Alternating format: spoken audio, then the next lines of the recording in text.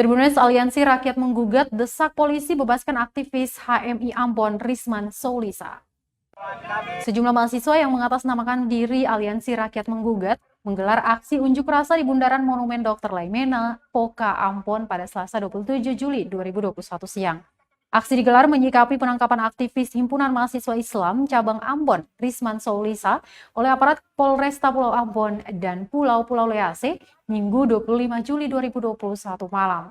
Pengunjuk rasa datang membawa poster berisikan foto aktivis yang kerap hadir dalam aksi demonstrasi menolak pemberlakuan pembatasan kegiatan masyarakat atau PPKM di Kota Ambon. Mereka bergantian berorasi dan dalam orasinya pendemo meneriaki desakan kepada kepolisian untuk segera membebaskan Soulisa.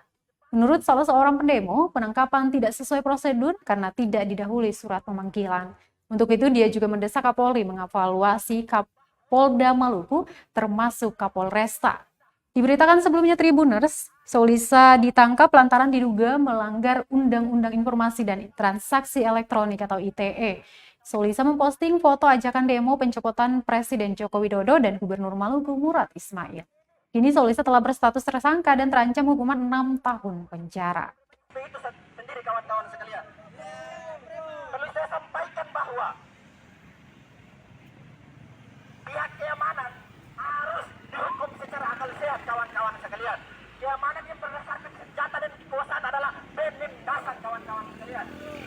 Itu sudah dijamin dalam konstitusi. Kita berhak untuk menyampaikan pendapat. Terima kasih sudah nonton.